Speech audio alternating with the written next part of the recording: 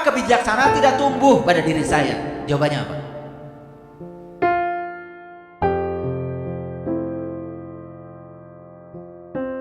Jadi kalau di ruangan ini saya periksa satu persatu, bahasa Quran ini bisa terbukti hari ini. Anak kecil yang beruban ternyata banyak ya. Ubannya sih sudah oke, tapi masih kekanak-kanakan. Ternyata ya, jumlah uban di kepala tidak berbanding lurus dengan kedewasaan yang dicapai. Ada masalah apa? Ini masalah pertumbuhan jiwa. Berarti jiwanya tidak tumbuh, tidak mengalami kebangkitan. Kan itu masalahnya. Cuma tidak disadari. Dikiranya kalau sekolah tinggi itu bisa meningkatkan kedewasaan jiwa, tidak. Urusan kognitif, urusan intelektual hampir tidak berbanding lurus dengan urusan kesadaran. Makanya banyak orang sekolah tinggi tetapi pinter tapi keblinger. Tetap saja melakukan tindakan-tindakan yang merugikan orang lain. Korupsi, mengambil hak masyarakat, kan masih banyak yang seperti itu. Itu artinya ya, sekolah tinggi tidak menjamin seseorang berkesadaran, apalagi kalau nggak sekolah. Awas tong bunga, untung abdi mah teu sakola. Nu sakola wae kitu kumaha maneh nu teu sakola. Tetangga saya, Pak, kenapa? Masalahnya apa? Wih, bolak-balik haji, bolak-balik umroh, sholatnya nggak pernah tinggal berjamaah. Terus, tetapi kalau ngomong nyakitin. Terus masalahnya apa? Ya saya makanya malas sholat. Ya Allah, sholat aja masih nyakitin, apalagi nggak sholat, kayaknya kamu ditelan deh sama dia. Jadi berpikir itu harus positif, jangan dibalik-balik ya. Nah sekali lagi, gambar yang saya tampilkan ini bukan kajian kita hari ini, karena yang saya tampilkan ini hanya pertumbuhan fisik. Pertumbuhan fisik yang penting asal makan, minum, insya Allah dalede tawakna. Tetapi badan besar tidak menjamin kedewasaannya tumbuh. Ini kan masalah, betul nggak? Oke, jadi lupakan gambar ini. Kalau begitu, dulu waktu di SD, pernah SD kan? Saya masih ingat itu pertanyaan dari guru SD. Apa bedanya tumbuh dan berkembang? Jadi saya mengulang lagi ke kelas 3 SD. Saya bukan merendahkan Bapak Ibu, sama sekali tidak. Mengulang. Barangkali lupa. Apa bedanya tumbuh dan berkembang? Itu guru SD waktu SD nanya. Ternyata tumbuh itu urusannya dengan aspek ukuran fisik. Kalau berkembang itu urusannya dengan sikap, keterampilan, pengetahuan, ya, termasuk juga perkembangan cara berpikir. Itu berkembang. Nah kan masalah manusia itu ada yang tumbuh dan berkembang, tapi ada yang tumbuh dan tidak berkembang.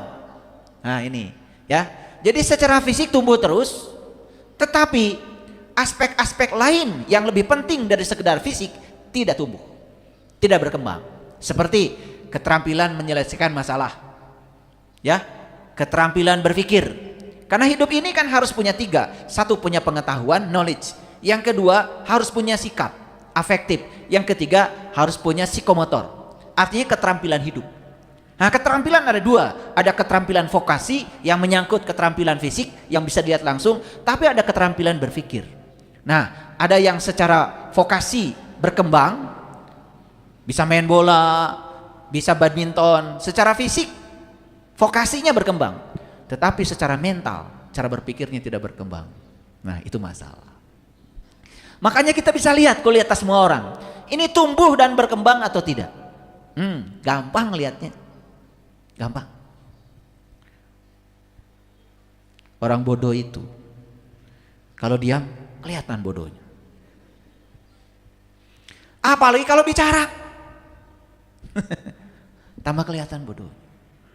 Cok, mau gimana? Diam kelihatan bodohnya, bicara tambah kelihatan bodohnya. Mau lari kemana? Nggak ada solusinya kecuali jadi orang pintar, ya. Paham ya? Oke, baik, lanjut. Nah, supaya sepakat, kita definisikan dulu apa sih kebijaksanaan itu. Ternyata kebijaksanaan itu, ya ini sudah saya kumpulkan dari banyak para ahli. Makanya saya tidak mencantumkan ini dari siapa, karena ya banyak sekali nih referensinya. Tapi saya sebut ini dari para ahli. Semoga para ahli yang saya jadikan referensi sudah mencapai kebijaksanaan. Kebijaksanaan itu diartikan sebagai suatu kepandaian individu dalam menggunakan akal budinya berdasarkan pengalaman dan pengetahuan. Ya. Jadi udah ada 3 kata kunci. Yang pertama adalah kepandaian individu. Yang kedua kata kuncinya akal budi. Yang ketiga kata kuncinya pengalaman dan pengetahuan. Jadi kebijaksanaan ini ternyata dibangun oleh ya akal budi. Ketika dia melihat apa yang dialami dan yang dia tahu. Lalu menjadi satu kepandaian individu. Bersamaan dengan memadukan pikiran, perasaan, dan tingkah laku. Makanya orang yang kebijaksanaannya tinggi bisa dilihat tuh dari cara berpikirnya, empatinya pada orang lain, dan perilakunya. Kan ada cerita tuh bagus. Seseorang pergi ke bank, dia butuh uang 100.000. Dia punya tabungan di bank. Pegawai bank mengatakan, kami tidak bisa melayani Bapak. Kalau 100.000 silakan Bapak ke ATM. Kalau Bapak Ibu ada di pihak seperti itu, ditolak sama pegawai bank, padahal uang ada, saldonya besar, apa yang akan terjadi? Marah? Bikin kegaduhan? Akan banyak peristiwa yang terjadi. Tergantung tingkat kebijaksanaannya. Bagaimana cara dia menggunakan akal budinya? Bagaimana cara dia menggunakan kepandaian individunya? Bagaimana cara dia menggunakan pengalaman dan pengetahuan? Karena bapak ini tenang, kemudian dia mengatakan begini, kalau begitu saya ambil 10 juta. Ya akhirnya dilayani kan oleh pegawai bank. Setelah diambil 10 juta, kemudian diambil 100.000, saya setorkan lagi 9.900.000. Paham ya? Kelihatan nggak di sini kebijaksanaannya? Tidak ada debat, tidak bikin onar, tidak menyakiti orang, dan tidak keluar dari aturan. Tidak ada arogansi sama sekali.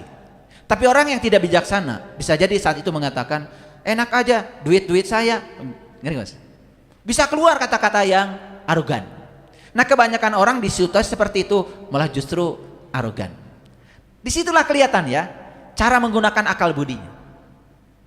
Jadi kelihatan indikatornya dari cara dia berpikir, cara dia merasa, dan cara dia bertingkah laku.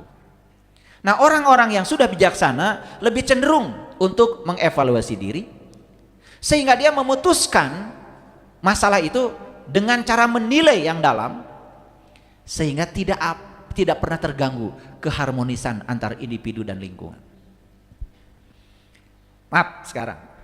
Jadi banyak gak orang yang bertingkah, berbicara, berpikir mengganggu lingkungan. Harmonisasi antar individu terganggu, harmonisasi dia dengan lingkungan juga mengalami gangguan. Akibat apa? Akibat tidak bijaksana. Jadi untuk mengukur seseorang bijaksana atau tidak, lihat yang dia katakan, yang dia pikirkan, yang dia rasakan, yang dia lakukan, apakah mengganggu harmonisasi dengan lingkungan atau tidak. Tadi yang saya contohkan, bapak yang ambil uang itu, ada yang terganggu? Tidak.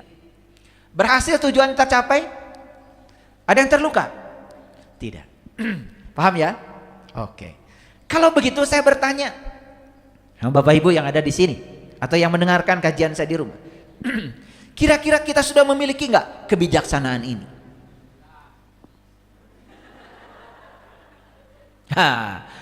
Nggak apa-apa. Saya tahu walaupun menjawab satu orang, tetapi karena jawabannya kencang itu mewakili semuanya.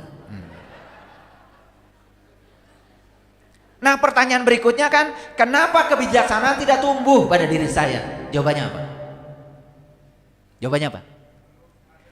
Karena jiwanya mati. Belum mengalami hari kebangkitan. Sehingga tidak bersyukur. Summa ba'asnakum mim ba'di mautikum la'alakum tashkurun. Ayat itu sebetulnya ada latar belakangnya. Latar belakang ayat itu sebetulnya umatnya Nabi Musa saat itu minta kepada Allah lewat Musa. Begini kata Musa, kalian pada iman ya sama Allahku, kata Musa. Dan umatnya Musa saat itu berkata, kami tidak akan beriman kepada Allahmu Musa kalau kami belum bisa melihat dia dengan terang. Itu latar belakang ayat itu. Ayat sebelumnya begitu.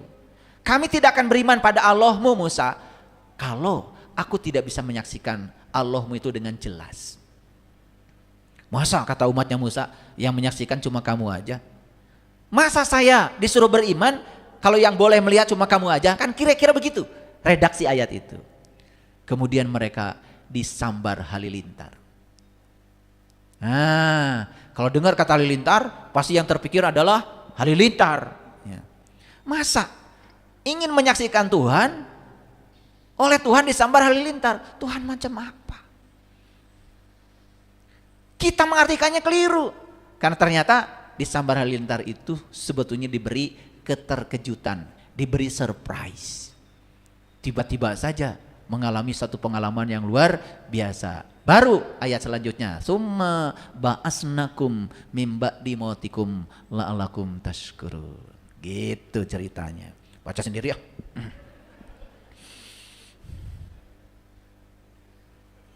Ngerti sekarang kebijaksanaan? Nah, udah ada jawaban ya. Ternyata belum seperti ini.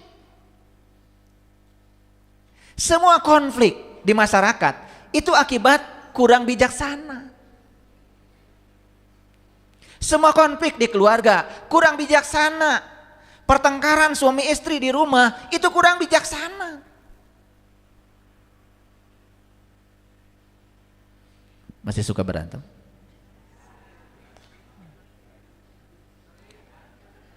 Tahu jawabannya? Kurang bijaksana. Jadi bijaknya masih di sana. Harusnya bijaknya ditarik ke sini. Makanya di Quran itu luar biasa kan? Zalikal kitab la raiba fi. Ada para mufasir yang mengatakan zalika itu artinya itu. Tapi ada yang mengatakan zalika itu ini. Saya baca di tafsir Nurul Bayan. Clear sekali. Itu dan ini itu dan ini. Kan sebetulnya tidak mungkin itu menjadi ini kalau tidak ada upaya, tidak ada ikhtiar. Coba, kalau air masih jauh kan bilangnya itu air. Kalau air sudah di depan mata, di sini, kan saya bilang ini air. Kan saya tidak bilang itu air. Ini air. Tadi masih di sana, itu. Nah dari itu menjadi ini kan harus ada upaya, harus diantarkan. Makanya kedalaman kitab suci Al-Quran baru akan menjadi ini dari itu. Kalau kita sudah ada upaya. Itulah pentingnya ngaji. Jadi ngaji itu apa? Memindahkan kondisi dari itu menjadi ini. Itu aja. Nah selama ini pengertian Al-Quran masih di sana. Makanya bijak sana. Harusnya bijak sini. Paham? Oke, lanjut. Nah, kalau ada yang kesindir, sekali lagi saya tidak pernah saya menyindir. Saya kalau bicara langsung.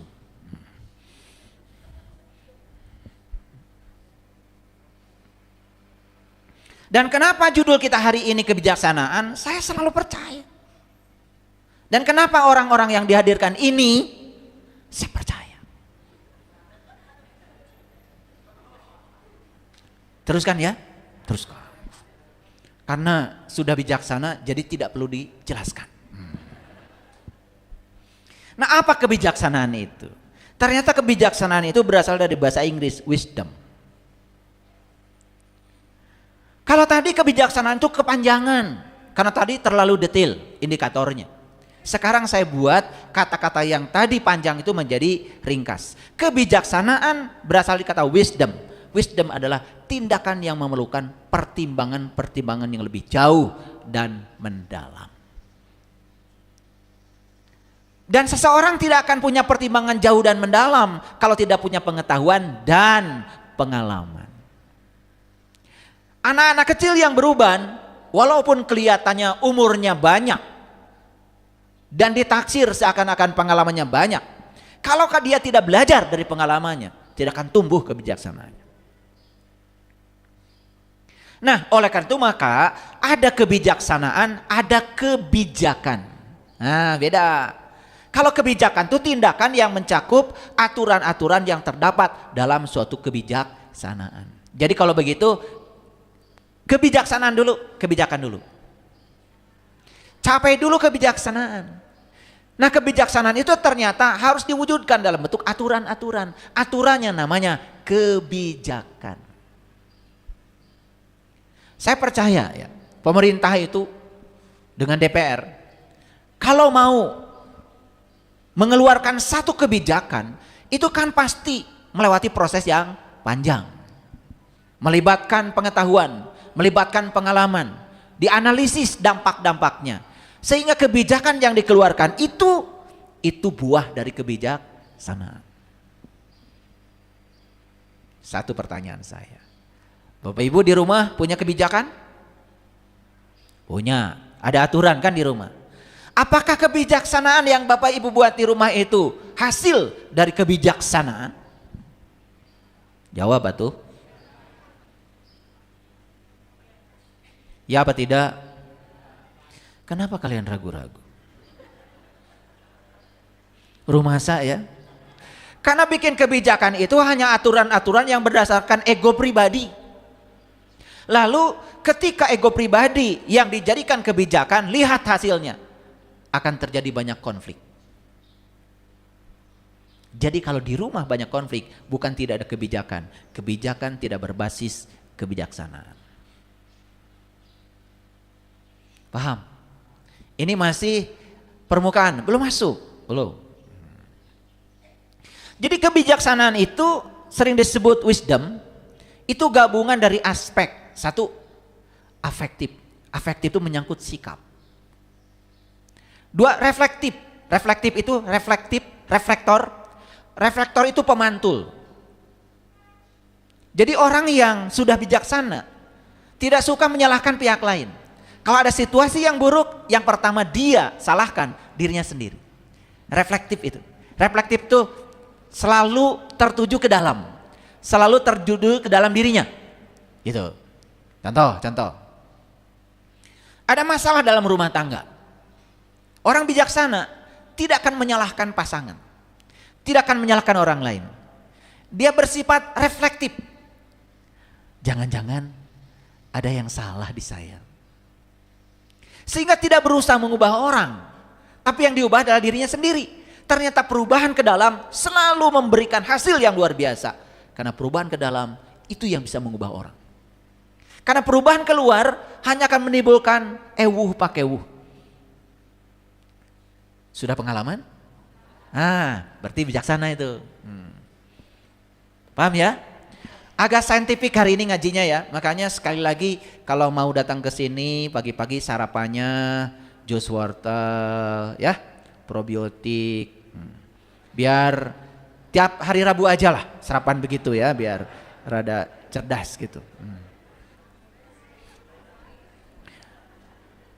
Iya, nanti pulang dari sini makanya sashimi ya sama salad. Udah encer. Bukan Indomie pakai nasi.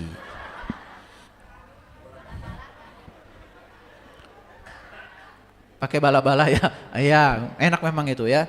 Indomie pakai nasi, pakai kerupuk, bala-bala. Pakai bakso tahu lagi. Wah, lengkap itu ya. Ayo perhatikan saya. Wisdom itu jadi gabungan dari aspek afektif, sikap. Cara kita bersikap. Nah, cara seseorang bersikap itu sangat menentukan. reaksi dia terhadap orang, reaksi orang terhadap dia, itu cara dia bersikap.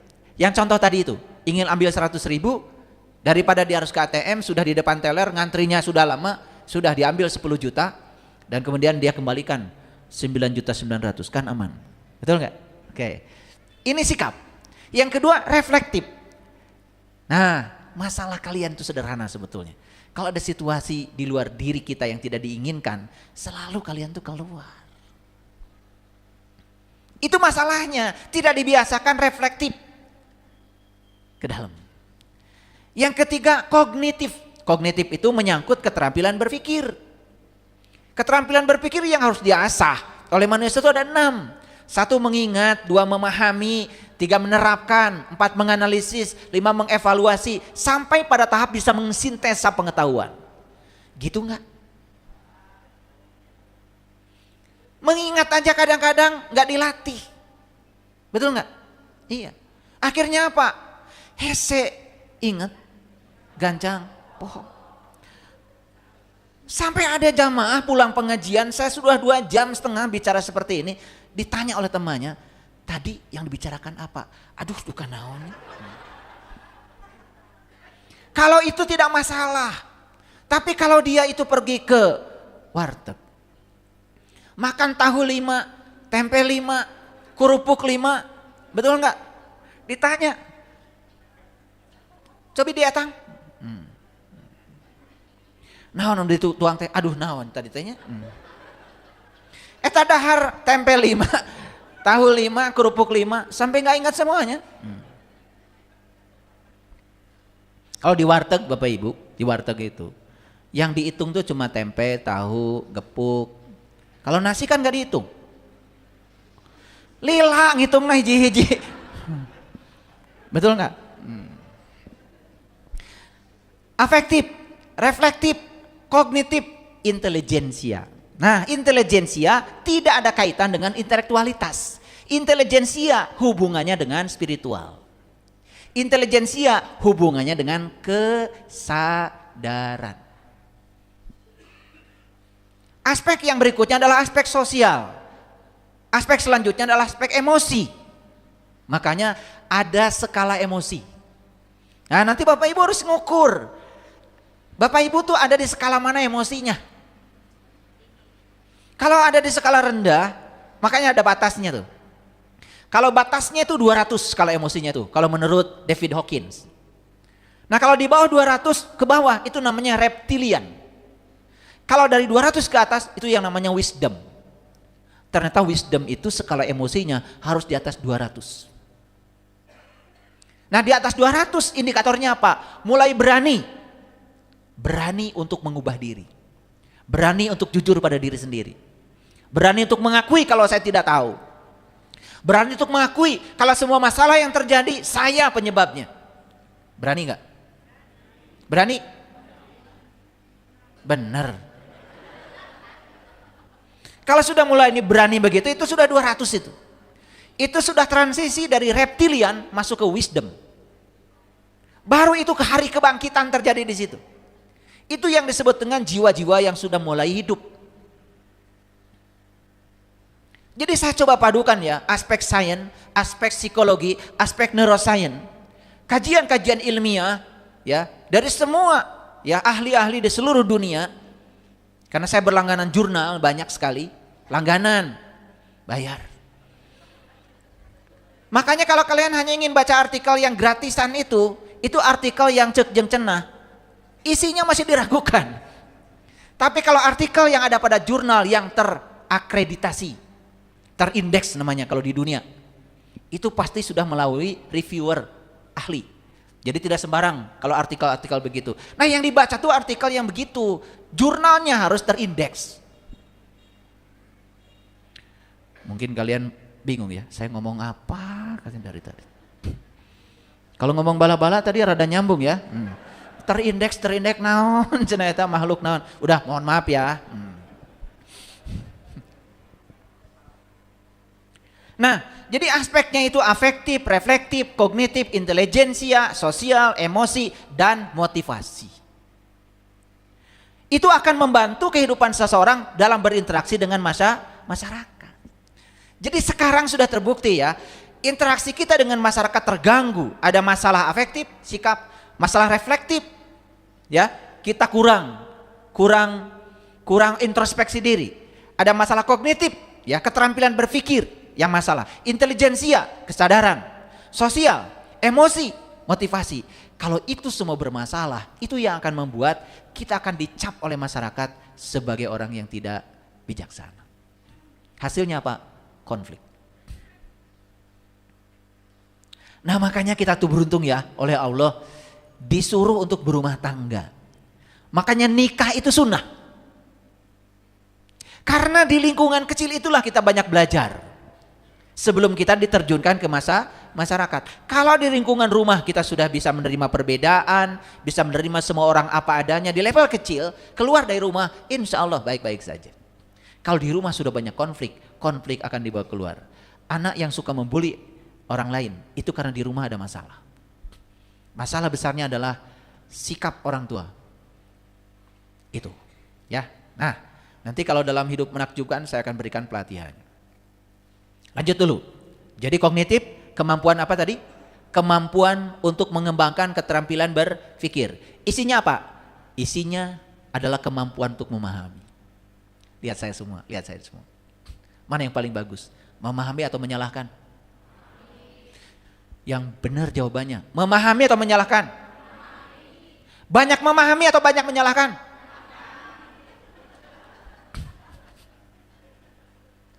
Yuk, lihat saya. Daripada kita menyalahkan, lebih bagus memahami. Lihat saya semuanya lihat saya. Serap energi saya. Ketika anak tidak sesuai dengan keinginan kita, tingkahnya, jangan disalahkan. Paham. Siapa anak? Unsur-unsur yang ada pada anak, itu kan unsur yang ada dari diri saya dan dari istri saya. Gitu. Unsur fisiknya saja itu kan sebetulnya berasal dari dirimu. Setengah dari ibu, setengah dari ayah. Jadi anak itu siapa? Anak itu adalah fotokopi tentang kamu secara fisik. 2. Anak itu sering gagal untuk mendengar nasihat orang tua. Tapi anak tidak pernah gagal untuk meniru orang tua. Jadi kalau anak melakukan tindakan seperti yang tidak kita sukai, jangan salahkan dulu anak, pahami. Jangan-jangan semua karakter dia itu adalah warisan dari saya. Reflektif ke dalam. Nah kebanyakan orang tua ketika anak tidak sesuai dengan keinginannya dihukum. Bahkan dipukuli, bahkan diusir, bahkan diasingkan. Apakah diasingkan solusi? Bukan. Begitu tidak suka sama anak, keluarkan. Sama seperti banyak sekolah. Begitu tidak suka sama anak didik, keluarkan. Itu bukan sekolah itu. Itu bukan dunia pendidikan. Kalau sekolah hanya mau menerima anak baik-baik saja sesuai dengan maunya sekolah, gak usah bikin sekolah. Justru sekolah itu harus mengubah anak yang tidak baik supaya menjadi baik. Nah kalau diusir keluar, kesempatan mengubah anak itu malah jadi hilang. Ngerti maksud saya?